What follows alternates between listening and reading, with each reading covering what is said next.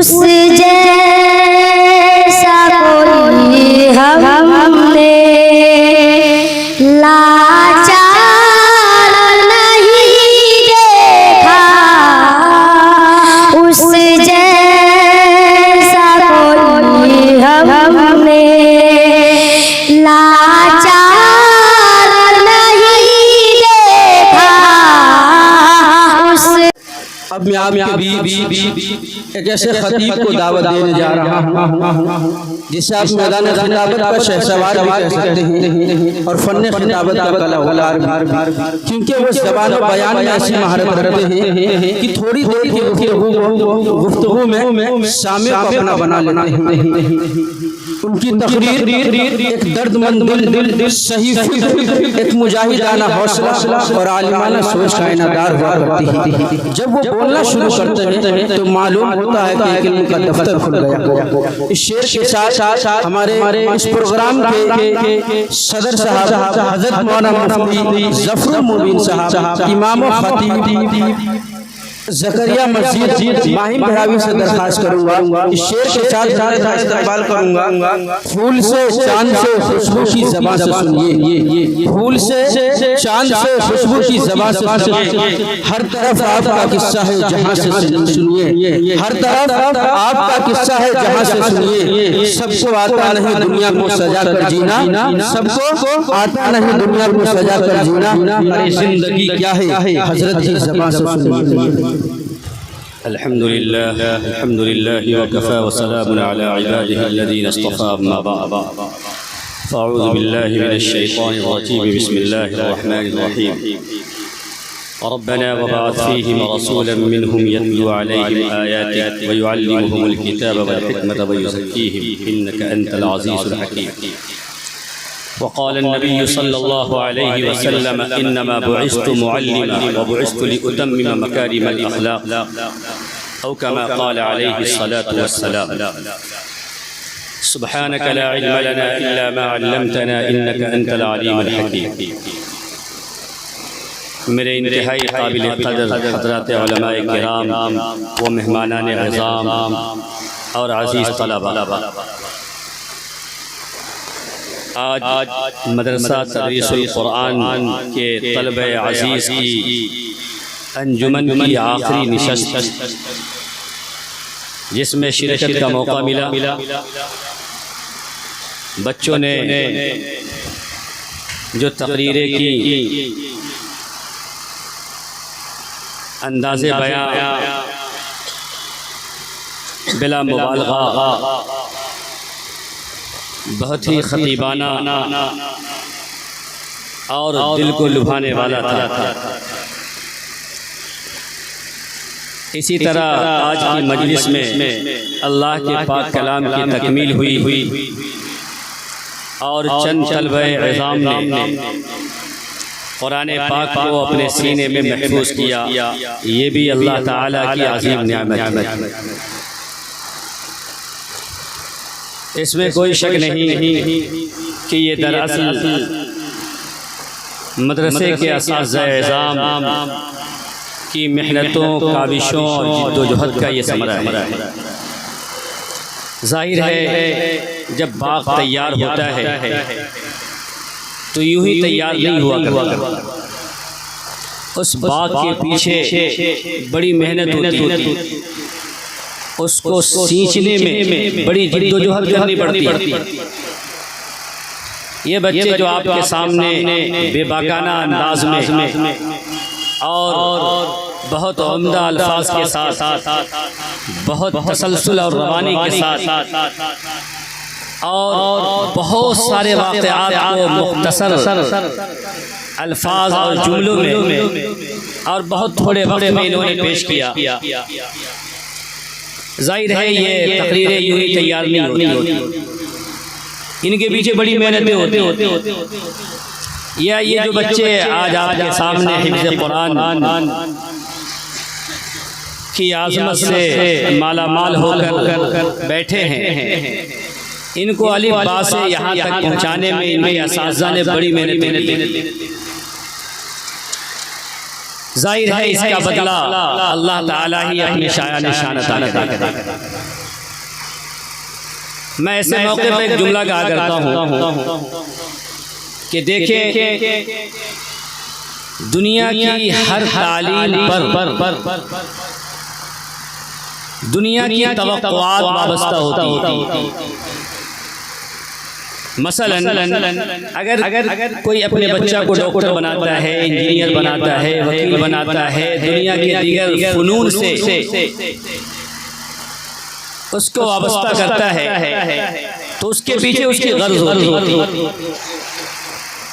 کہ مجھے یہ انکم آنا ہے، اس بچے کی کامیابی پر ہمارے یہاں مالی فراوانی ہوگی اور بچہ اتنا کمائے گا، اتنے پیسے لائے گا وغیرہ وغیرہ۔ لیکن جو لوگ اپنے بچوں کو مدارس دینیہ میں بھیجتے ہیں حفظ قرآن کے لیے یا عالم دین بنانے کے لیے، سچ پوچھئے تو اس پر کوئی دنیا کا وعدہ نہیں، بلکہ میں سمجھتا ہوں کہ ماں باپ کی نیت یہ ہوتی ہے کہ میرا بچہ حافظ قرآن ہوگا، میرے مرنے کے بعد میرے لیے ایصال ثواب کرے گا، میرے لیے ذریعہ آخرت بنے گا اور کل میدان محشر میں میرے لیے سرخروئی کا باعث ہوگا۔ میرے بھائیو، ایک ڈاکٹر صاحب سے میری ملاقات ہوئی اور بڑے دکھے دل کے ساتھ وہ عرض کرنے لگے، امام صاحب کیا بتاؤں، میری بیوی بھی ڈاکٹر، میں بھی ڈاکٹر ہوں، میرے گھر میں ڈاکٹروں کی ایک بڑی ٹیم ہے، لیکن میں اپنے آپ کو ایسا محسوس کرتا ہوں کہ گویا کہ میرے پاس کچھ بھی نہیں۔ جب میں کبھی تصورات کی دنیا میں آتا ہوں کہ بھائی یہ بنگلے ہیں، یہ ہمارے پاس مال و دولت کی فراوانی ہے، یہ سب کچھ ہے، لیکن اگر ابھی آنکھ بند ہو گئی تو میرا کیا ہوگا؟ کون میرے کام آئے؟ یہ مکان، یہ دکان، یہ بنگلے، یہ دولت سب یوں ہی پڑے رہ جائیں۔ اب یہ میری اولاد جن کے لیے ہماری کوشش یہی ہے کہ میں اس کو ڈاکٹر بناؤں، اس پر بھی اب مجھے حلق ہوتا ہے، افسوس ہوتا ہے کہ پھر یہ بھی یہی افسوس کریں گے۔ اس کے بعد یہ تمہید قائم کر کے کہنے لگے، میرے ایک فلانے دوست ہیں، ان کے پاس صرف ایک بیٹا ہے اور میرے ہی جیسی ان کی حالت ہے کہ سب ڈاکٹر ہیں، لیکن انہوں نے ہمت کر کے ابھی ایسا کیا ہے کہ اپنے بچے کو انہوں نے حفظ قرآن کے لیے وقف کر دیا ہے۔ سارے رشتہ دار، سارے اعزاء و اقرباء، ملنے جلنے والے سب انہیں کہتے ہیں کہاں بھیج دیے، کیا کر رہے ہو؟ لیکن امام صاحب میں کہتا ہوں کہ انہوں نے اچھا کیا۔ میں نے کہا ایسا آپ کیوں کہتے ہیں؟ مدرسہ میں حافظ بن کر عالم بن کر کیا ہوگا؟ کہا کہ دنیا اصل تو نہیں ہے، دنیا میں رہنا تو نہیں ہے، قرآن اللہ کی کتنی بڑی کتاب ہے، قرآن کی کتنی عظمت ہے۔ میں اس سے سننا چاہ رہا تھا کہ اس کے دل میں قرآن کی کیا عظمت ہے، قرآن پاک کی کیا محبت ہے۔ ایک ڈاکٹر ہو کر اس کے اندر فکر آخرت کس قدر ہے، میں ذرا اور مزید ان سے سننا چاہ رہا تھا۔ میرے دوستو، ان کی باتوں سے میں نے جو کچھ سمجھا، قرآن سے، مدارس اسلامیہ سے دور رہ کر ان کے خاندان میں کہیں حافظ قرآن نہیں ہے، اس کا انہیں اس قدر افسوس تھا، دل میں ایسا قلق تھا، ایسا غم تھا، ایک حافظ قرآن کے تئیں اس کے دل میں اتنی عظمت تھی، اتنی محبت تھی کہ وہ لفظوں میں بیان نہیں کر پا رہے تھے۔ میں نے کہا ڈاکٹر صاحب، اللہ تعالیٰ نے یہ جو محبت آپ کو عطا کی ہے نا، کہنے لگے کہ میرے پاس اگر کوئی مولانا دوا کے لیے آتے ہیں یا کوئی طالب علم مدرسے سے آتا ہے، پیسے نہیں لیتا، اس لیے نہیں کہ نہیں، بلکہ اس لیے کہ یہ اللہ کے دین کے پڑھنے پڑھانے والے، میں نے کہا ڈاکٹر صاحب اگر آپ کے دل میں یہی جذبہ ہے تو یاد رکھیے اللہ تعالیٰ کے لیے مغفرت کا یہ بہت بڑا سامان۔ میرے بھائی اور دوستو، سچ یہ ہے کہ ہم علماء اور طلباء جن کا انتخاب اللہ کی طرف سے ہوا ہے، نبی پاک صلی اللہ علیہ وسلم نے فرمایا من یرید اللہ بہ خیرا یفقہہ فی الدین، اللہ تعالیٰ جس کے ساتھ خیر کا ارادہ فرماتا ہے، بھلائی کا ارادہ فرماتا ہے، جس کی دنیا بھی بنانا چاہتا ہے، جن کی آخرت بھی بنانا چاہتا ہے، اللہ ایسے بندوں کو دین کی سمجھ کے لیے قبول فرماتا ہے، اس کا انتخاب کرتا ہے۔ میرے بھائیو، حفظ قرآن، عالم بننا، حافظ قرآن بننا یہ کسی انسان کا اپنا ذاتی تجربہ۔ قرآن ایک معجزاتی کتاب ہے، قرآن ایک الہامی کتاب ہے، اس قرآن کو یاد کر لینا یہ کوئی آسان بات نہیں ہے، یہ بہت بڑی بات ہے۔ یہ انتخاب اللہ کی طرف سے ہے، اللہ تعالیٰ کی طرف سے یہ جب انتخاب ہے تو میرے بھائیو، بزرگوں اور دوستو، اس انتخاب پر ہمارے اوپر ذمہ داریاں بھی آتی ہیں۔ اللہ کے نبی نے فرمایا کہ جس کے ساتھ اللہ خیر کا ارادہ فرماتا ہے اس کو دین کی سمجھ عطا کرتا ہے۔ دوسری روایت اللہ کے نبی نے فرمایا خیرکم من تعلم القرآن وعلمہ، یہ میرے پاک پیغمبر کا پاک فرمان ہے۔ دنیا کے کسی کام پر دنیا والے چاہے ان کو اچھا کہیں، برا کہیں اور ان کو انعامات سے نوازے، سب کچھ خیریت کا سامان ان کے لیے مہیا کر دے، لیکن اللہ کے نبی صلی اللہ علیہ وسلم نے جن لوگوں کو خیریت کی بشارت سنائی ہے، من تعلم القرآن وعلمہ، جو قرآن پڑھنے پڑھانے والے۔ چنانچہ ایک بزرگ فرمانے لگے کہ بھائی میاں دیکھو، اگر اللہ تعالیٰ نے ہمیں دین کے کام میں لگا لیا ہے اور اللہ تعالیٰ اپنی توفیق سے اخلاص دے دے، اپنی رضا کی توفیق دے دے اور اپنی رضا کے لیے کرنے کی ہمیں سعادت بخش دے، فرمانے لگے کہ بھائی دیکھو پولیس چوکی کا چپراسی بھی پولیس چوکی کا آدمی ہوتا ہے، لوگوں کے دل میں اس کی عظمت ہوتی ہے، بھائی پولیس چوکی کا آدمی ہے، یہ معمولی آدمی نہیں ہے، یہ وزیر اعظم کا چپراسی ہے، اس کا دربار ہے، اس کا مقام بڑھ جاتا ہے۔ فرمانے لگے کہ اگر سچ مچ ہم علماء دین کی خدمت، دین کی اقامت، دین کی اشاعت، اللہ سبحانہ و تعالیٰ کی رضا جوئی اور اپنی آخرت کو سنوارنے اور بنانے کے لیے اگر اللہ نے جس درجے کا کام بھی ہمارے حوالے کر دیا ہے تو میرے دوستو سچ جانیے کہ ہم رسول اللہ صلی اللہ علیہ وسلم کی جماعت کے چپراسی میں بھی اگر ہمارا شمول ہو گیا، ہمارا دخول ہو گیا تو ہماری نجات ہے کافی۔ میرے بھائیو، بزرگوں اور دوستو، میں چونکہ وقت ہے نہیں تو تین باتیں عرض کرتا ہوں۔ ایک بات تو ہمارے مہمان محترم نے بڑی اچھی عرض کی طلبہ اعزام کے تعلق سے کہ بھائی یہ حفظ پر اکتفا کر دینا اور اپنی تعلیم کی انتہا سمجھ لینا یہ مہا درجے کی بے وقوفی اور حماقت۔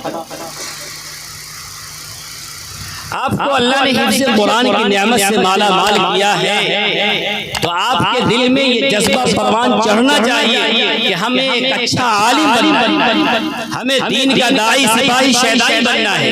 قرآن پاک کے الفاظ کو جو آپ نے رٹ لیا ہے اور بغیر کسی شدید عذر کے آگے کی تعلیم آپ جاری نہیں رکھتے ہیں تو اس کی امید نہیں کی جا سکتی کہ آپ حافظ بن کر بھی باقی۔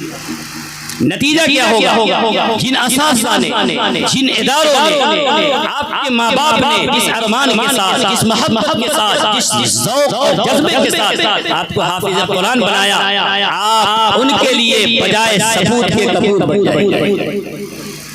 اس لیے عزیز طلبہ، آپ ایک اچھا عالم، ایک اچھا خطیب، ایک اچھا معلم اور مربی اور امت کے لیے اچھا مصلح بن کر اور امت کی خدمت کے لیے اور رضائے الہی کے لیے اور اپنی ضرورتوں کو اللہ کے حوالے کر کے استغنا کے ساتھ امت کے لیے ایک اچھا فرد بن کر مدرسے سے نکل کر آئے۔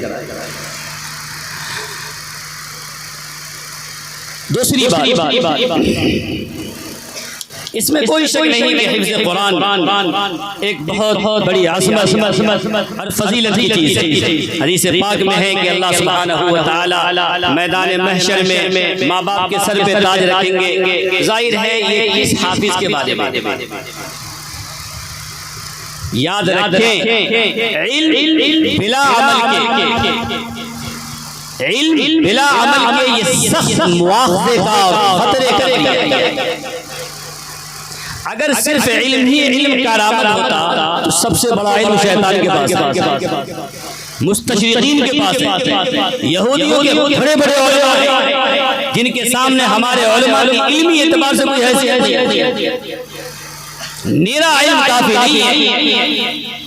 قرآن پاک نے جگہ جگہ ان الذین آمنوا وعملوا الصالحات، ان الذین آمنوا وعملوا الصالحات من عمل صالحا من ذکر او انثى وهو مؤمن فلنحيينه حیاتا طیبہ۔ اعمال صالحہ کی ترغیب، ایمان کے ساتھ، علم کے ساتھ اگر عمل ندارت تو میرے بھائیو یہ سخت مواخذے کا۔ رسول اللہ صلی اللہ علیہ وسلم نے حدیث پاک میں جو بشارت سنائی ہے، من احب سنتی فقد احبنی ومن احبنی کان معی فی الجنہ۔ حضور پاک علیہ السلام کی معیت اور حضور پاک صلی اللہ علیہ وسلم کا قرب کیسے نصیب ہوگا؟ صرف علم کی بنیاد پر نہیں، صرف قرآن کے الفاظ کو پڑھ لینے کی بنیاد پر نہیں۔ قرآن کے الفاظ بھی اللہ کی طرف سے ہے، قرآن کے معنی بھی اللہ کی طرف سے ہے، قرآن کا لب و لہجہ بھی اللہ کی طرف سے ہے، قرآن کے مطالب بھی اللہ تعالیٰ کی طرف سے ہے۔ قرآن کا کوئی جملہ، کوئی حرف، کوئی تشریح، کوئی مطلب کوئی اپنی طرف سے بیان نہیں کر سکتا۔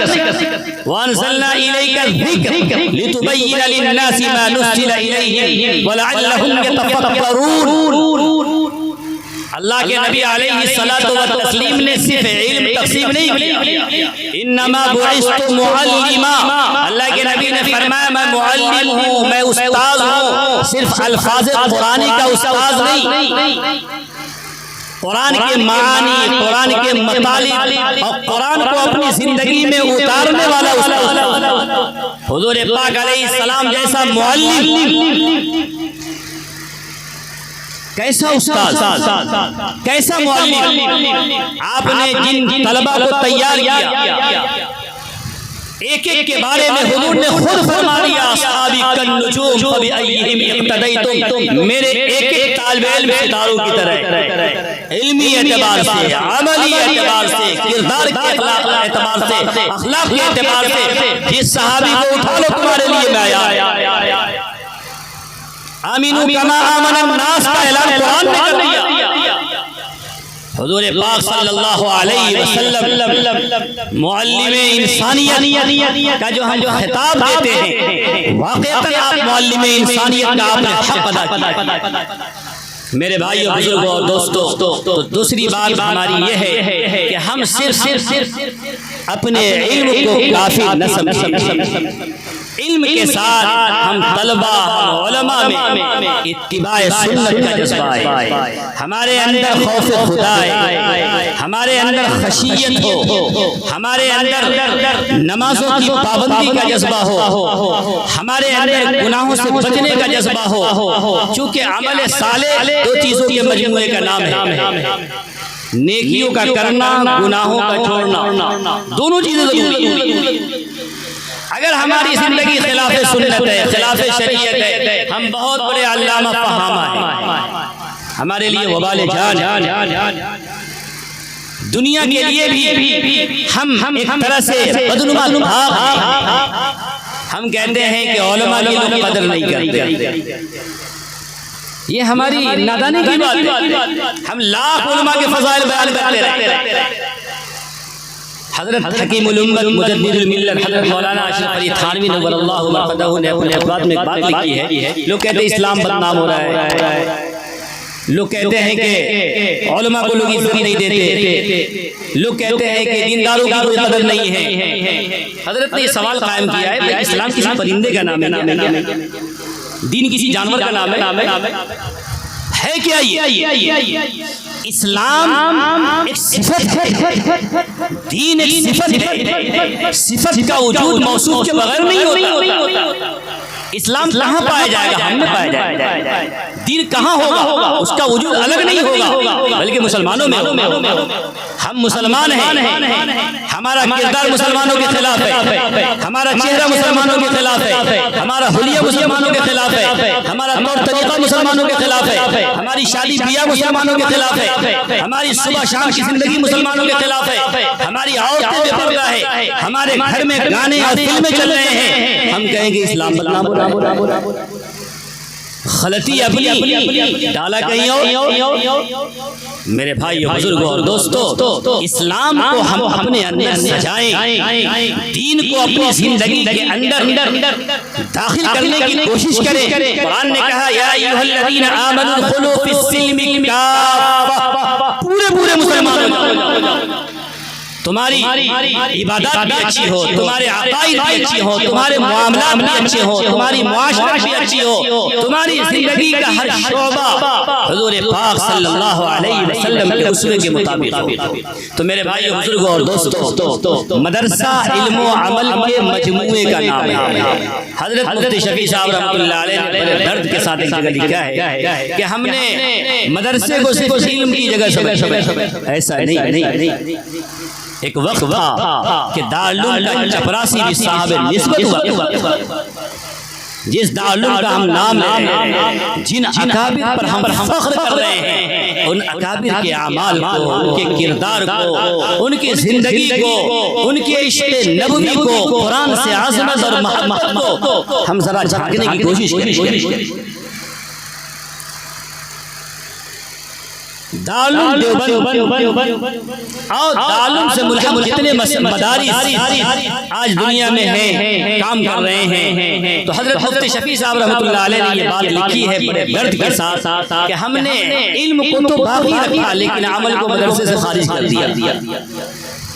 ایک حافظ قرآن ہو، سر پہ ٹوپی ہو، ایک حافظ قرآن ہو، اس کے کان میں گانے کے لیے ایئر فون لگا ہوا ہو. حافظ قرآن ہو، نماز ہو رہی ہو، ماں اس کے والد مسجد میں جماعت سے صف اول سے نماز پڑھ رہے ہو، حافظ قرآن گھر میں سو رہا ہو. میرے دوستو، کیا سب جائے گا؟ کیا پیغام جائے گا؟ اس لیے میرے دوستو، ہمیں چاہیے کہ ہم اپنے مدرسوں میں سنت کا چرچا کریں، سنت کو زندہ کریں، سنتیں یاد کرائیں اور سنتوں پر بچوں کو آمادہ کریں. بیٹا صبح جگو تو یہ دعا پڑھو، بیت الخلا جاؤ تو یہ دعا پڑھو، مسجد میں آؤ تو یہ دعا پڑھو. ہم بچوں کو ترغیب دیں، گھر پہ جا کر ماں باپ کو سکھائیں. ہم نے دعاؤں کو صرف کتابوں تک محدود. ان دعاؤں میں کتنی حکمت ہے. اللہ کے نبی علیہ السلام نے کس درد کے ساتھ، کس شفقت کے ساتھ، کس محبت کے ساتھ یہ دعائیں ہمیں دی ہیں. میرے دوستو، ان دعاؤں نے قبولیت کے راستے کو دیکھا ہوا ہے. ایسی دعا کوئی کبھی نہیں سمجھا. مثلا ایک مثال دیتا ہوں. کھانے کے بعد ہم دعا پڑھتے ہیں الحمدللہ الذی اطعمنا وسقانا وجعلنا مسلمین. تمام تعریفیں اس اللہ کے لیے ہے جس نے ہمیں ہلایا. کھانا اور پینا، اگر ہم اس پر غور کریں تو ایک کھانا اور پینا اللہ کی کتنی عظیم نعمت ہے اور کتنی نعمت. ایک کھانے کو مثلا کھانے کا لذیذ ہونا ایک نعمت، کھانے کا مل جانا دوسری نعمت، کھانے کا بروقت موجود ہونا تیسری نعمت، کھانے کے اشتہا کا ہونا، بھوک کا پیدا ہونا چوتھی نعمت. پھر کھانا اچھے ماحول میں ملنا، پانچویں نعمت کھانے کے وقت کسی حادثے وغیرہ کا پیش نہ آنا، چھٹی نعمت کھانے کا بآسانی حلق کے اندر اتر جانا، ساتویں نعمت کھانے کا زبان میں لذت محسوس ہونا، آٹھویں نعمت آپ ایک ایک نعمت کو گنتے چلے جائیں، نعمتوں کی انتہا ہو جائے گی۔ میرے دوستو، آپ کھانے کو بیٹھے، کھانا بہترین موجود ہے، آپ کا بیٹا چھت سے گر گیا، کیا آپ کے پیٹ میں ایک لقمہ جائے گا؟ نہیں جائے گا۔ کیوں بھائی؟ آپ کے دسترخوان پر بہترین کھانا موجود ہے، ہاضمہ جواب یہ ہوا ہے، پیٹ میں درد ہے، آپ بہترین بریانی کا ایک لقمہ نہیں کھا سکتے۔ کھانے کا صحت کے ساتھ ملنا یہ اللہ کی نعمت ہے، بہترین کھانا موجود ہے، ڈاکٹر نے سب چیزوں سے منع کر رکھا ہے، ایک لقمہ نہیں لے سکتے۔ ایک نواب صاحب کا حضرت تھانوی نے لطیفہ لکھا، قصہ لکھا ہے، لکھنؤ کے ایک نواب تھے، دولت کی ریل بیل تھی، دسترخوان پر نعمتوں کے انبار تھے، لیکن ڈاکٹر نے تجویز کیا تھا کہ آپ ایک پاؤ قیمے کا جوس نکال کر بس اس کا رس پی سکتے ہیں، یہ نعمتیں نہیں کھا سکتے۔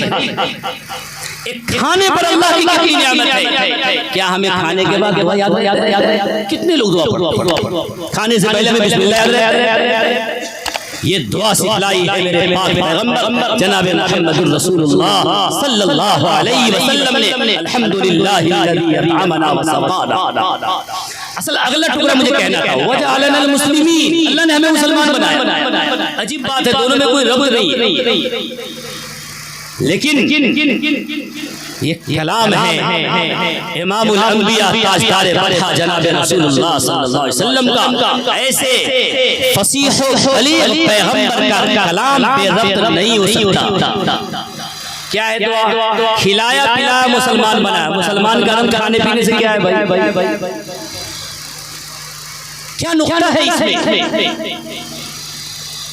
کیا نقطہ ہے اس میں؟ بہت گہرا ربط ہے، بہت گہرا ربط ہے۔ وہ ربط یہ ہے کہ جب ہمارے دسترخوان پر نعمتوں کا انبار ہوتا ہے، کھانے پینے پر، تو چونکہ وہ نعمت ہمیں مل رہی ہے، الانسان عبد الاحسان، فوری طور پر وہ نعمت ملی تو کھانے پر شکریہ کا جذبہ پیدا ہونا ایک فطری بات، لیکن اس سے بڑی عظیم نعمت ایمان کی نعمت، اسلام کی نعمت ہے، کلمہ طیبہ کی نعمت ہے۔ ہر کھانے کے بعد ہو سکتا ہے کہ انسان اس ظاہری نعمت میں پڑھ کر اپنے ایمان جیسی عظیم نعمت سے غافل ہو جائے۔ میرے پاک پیغمبر نے فرمایا کہ کھانے کے وقت اپنے اسلام اور ایمان کی نعمت عظیمہ کا تصور کر کے اس پر بھی اللہ کا حمد اور اللہ کا شکر کریں۔ الحمدللہ الذی اطعمنا وسقانا وجعلنا مسلمین، اللہ آپ نے مسلمان بنایا ہے، یہ میرے لیے فخر کی بات ہے۔ آج مسلمان چھپ چھپ کے رہتے ہیں، راضی رہے رحمان بھی، خوش رہے شیطان بھی والا حساب ہے، ایسا رہنے کی فکر ہوتی ہے کہ سب جگہ چل جائے۔ میرے دوستو، خطرے کی بات ہے، مسلمان کو اللہ نے ممتاز بنایا، اس کی شکل بھی جدا گانا ہے، اس کا حلیہ بھی سب سے ممتاز اور نمایاں ہے، اس کا لباس بھی سب سے ممتاز اور نمایاں ہے، اس کا کردار بھی نمایاں ہے۔ ایک مسلمان کو اپنی شان کے ساتھ، اپنے حلیے کے ساتھ، اپنے وضاحت کے ساتھ، اپنے اسلام کے مطابق ہر جگہ رہنا ہے، کیا چھپنا ہے، بلکہ اپنے ایمان پر تو اللہ کا شکر ادا کرنا چاہیے، سجدہ شکر ادا کرنا چاہیے کہ اللہ اپنی ایمان جیسی عظیم نعمت عطا فرمائی۔ تو میرے بھائیو، میں یہ عرض کر رہا تھا کہ ہمارے مدارس دینیہ میں اب صرف جو علم رہ گیا اور عمل کو ہم نے خارج کر دیا، یہ ہمارے لیے بہت زیادہ افسوس کا مقام ہے اور اسلاف کے روش سے انحراف ہے۔ اگر واقعاً ہم چاہتے ہیں کہ ہم ملا محمود بنے، شیخ الہند بنے، حسین احمد مدنی بنے، اشرف علی تھانوی بنے، تو میرے دوستو ان کا اسوہ اختیار کرنا پڑے گا۔ وہ عالم باعمل تھے، وہ متبع سنت تھے، وہ حضور پاک علیہ السلام کے طریقے پر چلنے کے شیدائی تھے۔ اگر آج ہم نے اپنے ان اسلاف کے اسوے کو زندہ کیا اور ان کے نقش قدم پر چلنا شروع کیا، تو یاد رکھیں آج بھی شیخ الہند پیدا ہوگا، آج بھی اشرف علی تھانوی پیدا ہوگا، آج بھی شبیر احمد عثمانی پیدا ہوگا۔ لوگ کہتے ہیں مدرسے سے علماء نہیں نکلتے، نہیں، ہم نے اصل میں اپنی کمی۔ اس لیے میرے دوستو بزرگوں اور دوستو، ہمیں چاہیے کہ ہم اپنے مدرسے کو علم و عمل کا جامع بنائیں، انشاءاللہ بنائیں۔ وقت بہت ہو چکا، اللہ تعالیٰ ان باتوں پر ہمیں عمل کی توفیق عطا فرمائے۔ وآخر دعوانا الحمدللہ رب العالمین۔